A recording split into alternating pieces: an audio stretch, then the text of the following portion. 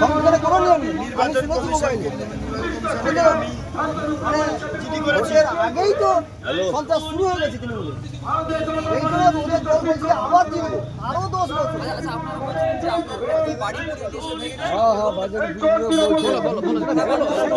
2019 সালে লোকসভা ভোটে আমরা যখন 18টা আসন পাই, রাধাপুর অঞ্চল মানববাবুর নেতৃত্বে সকাল 10টা সাড়ে 10টার দিকে 30 সেপ্টেম্বর, আমার দিনটা আজও পর্যন্ত মনে আছে, আমার ছেলেও মনে আছে।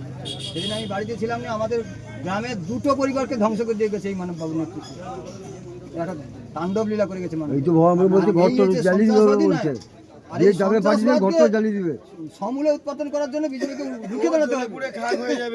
একটা দুধ খাওয়া ছেলেকে পর্যন্ত ছাড়ে চিন্তা করবেন না। টিভি টাকা কিছুই রাখেনি। এমনকি আমি সেদিন চলে এসেছিলাম, বর্ষাকালে ওটা হয়েছিল তো, আমি মাঠ থেকে চলে এসেছিলাম। আমার বাড়ির কাছে একজন জেঠিমা মন্দির আছে, আমাকে মন্দিরে ঢুকেছিল। আমি যদি সেদিন আসতাম আজকে আমি ছবি হয়ে যেতাম। বলুন যে ওই মানুষ বাবু নামটা বলুন। ওই তো মানববাবু, মানব পড়ুয়া এরকম ব্যক্তিকে বাবু বলে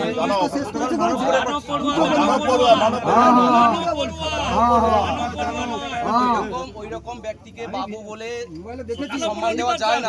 ভাষণ আগু এই করবে। দাদা উনি তো সাধারণ মানুষ তো ভয়, এই যে আমাদের মধ্যে সাধারণ কর্মী ভয় দিতে হবে নাকি? দাদা উনি কোনো ভয় হবে না, আমরা আছি সঙ্গে। আরে ওটা তো আমরা আপনারা সব বলে ব্যবস্থা করে সুস্থভাবে ভোট দেওয়ার মতো পরিবেশ তৈরি করছি।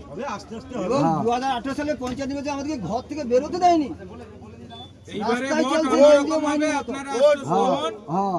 যেমন কেন্দ্রীয় বাহিনী রাস্তায় চলছে, রুটমাচ করছে, তখন তাদের যে উনি ধমকালে আমরা চমকাবো। আমি বলছি এইবারে তো দেখছেন কিভাবে উনি প্রস্তুতি ইট মারলে চলছে। আমরা আমি জানি, আপনারা কিছুটা তো আশ্বস্ত হচ্ছেন।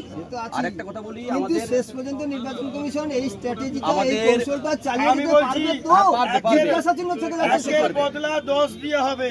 আমি বলছি ভারতীয় জনতা পার্টির প্রার্থী উনি থানাতে জানি এফআইআর দাদা, করেছেন। আমি জানি। তার পরিপ্রেক্ষিতে ওই বক্তব্যের পরিপ্রেক্ষিতে এফআইআর করেছেন।